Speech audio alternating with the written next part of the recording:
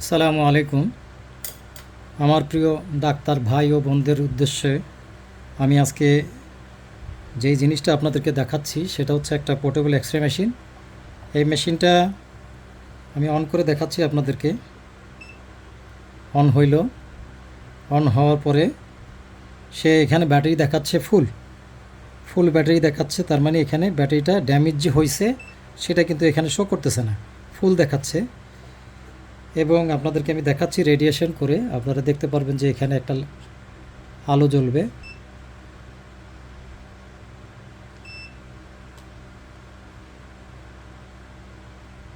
হ্যাঁ, হয়ে গেল। আমি যদি আরেকটু বড়দেরটা দেখাই আপনারা দেখবেন এখানে একটু অন্ধকার করতে হয়, তাইলে আলোটা ঠিক মতো দেখা যায়।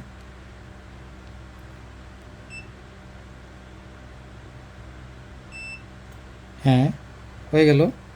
তো এখানে কিন্তু ব্যাটারি দেখাচ্ছে যে ফুল আছে, অথচ ব্যাটারি কিন্তু ড্যামেজ। এটা বেশি সময় ইউজ করা যায় না। তা আমি আজকে আপনাদেরকে দেখাবো যে এটার ভিতরে যেই ব্যাটারি আছে এবং আমি যেই ব্যাটারি এটার ভিতরে দিচ্ছি তার ডিফারেন্সটা কত এবং কাজটা করতে আপনাদের কত আরামদায়ক হবে এবং অনেক লং টাইম আপনারা ব্যাটারিটা ব্যবহার করতে পারবেন, সেই জিনিসটাই আমি আজকে দেখাচ্ছি। প্রথমে আমি সিস্টেম অফ করে নিচ্ছি। ওকে, এখন আমি ব্যাটারি বের করতেছি ভিতর থেকে। আপনারা দেখতে পারতেছেন যে এখানে যে ব্যাটারিটা আছে বের করার চেষ্টা করছি এবং বেরিয়ে আসছে।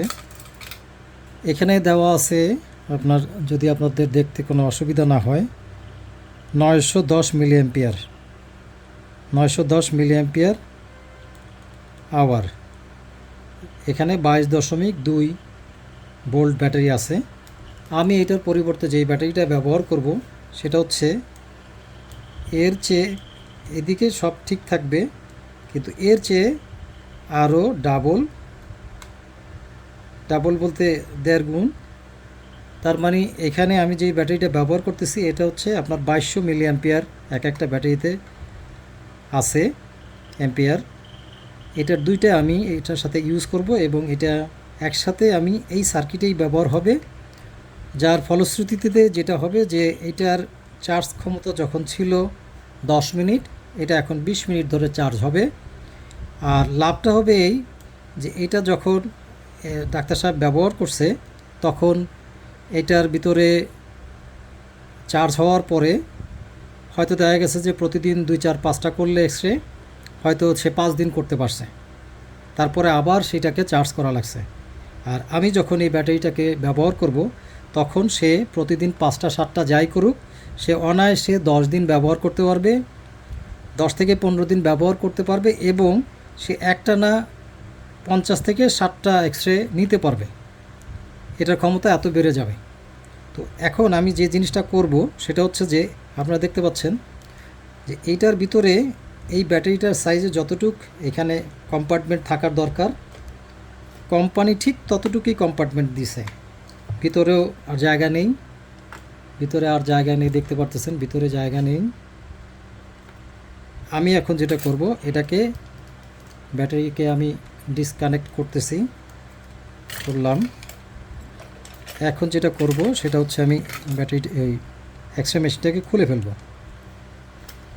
খুলে তারপরে ভিতরে এই ব্যাটারিটাকে, এই যে বড় দুইটা ব্যাটারি আছে, এই ব্যাটারি দুইটাকে আমি এটার ভিতরে প্রতিস্থাপন করব এবং তারপরে আপনাদেরকে আবার পুনরায় আমি চালিয়ে দেখাবো।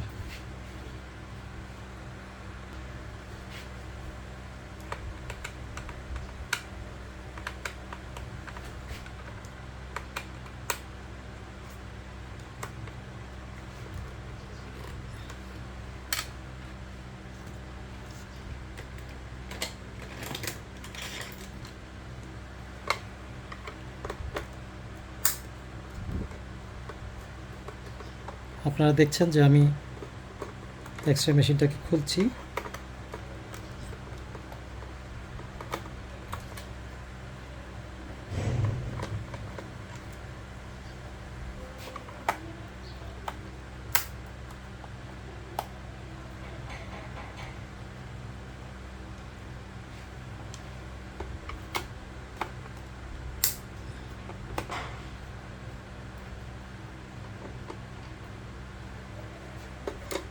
একটা হয়ে গেল খোলা।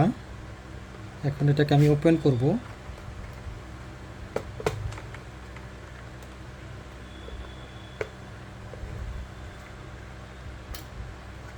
যেহেতু এই এক্সরে মেশিনটা আর খোলা হয়নি, কাজে এখানে একটা স্টিকার আপ টু ডাউন পর্যন্ত লাগানো আছে। সেই স্টিকারটাকে আমাকে ডিভাইড করতে হবে।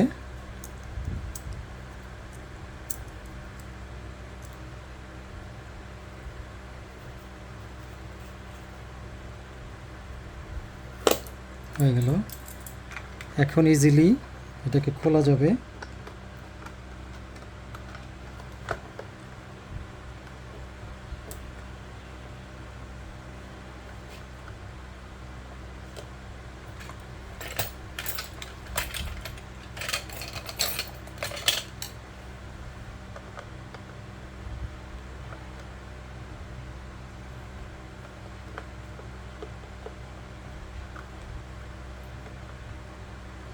এই টাইপের অনেক ধরনের এক্সরে মেশিন আমার কাছে আসে এবং আমি এগুলো রিপেয়ার করে থাকি।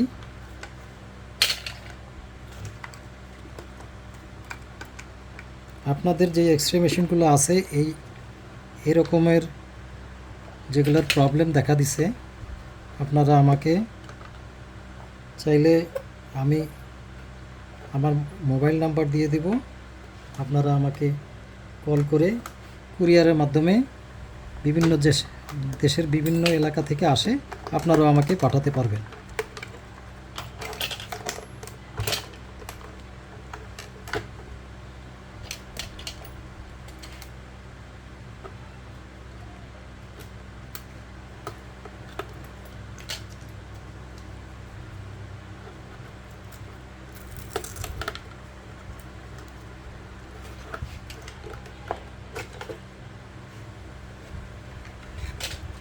খুলে আসলো। এখানে যেহেতু একটি সুইচ আছে, খুব সাবধানতার সাথে সুইচটা যাতে ভেঙে না যায় সেদিকে একটু খেয়াল রাখতে হবে। আপনারা দেখতে পাচ্ছেন এক্সরে মেশিনটি, এবং আমি যেখানে ব্যাটারিটাকে প্রতিস্থাপন করব সেখানে আপনারা দেখতে পাচ্ছেন যে এখানে যে কম্পার্টমেন্টটা আছে সেখানে পর্যাপ্ত কম্পার্টমেন্টের জায়গা নাই।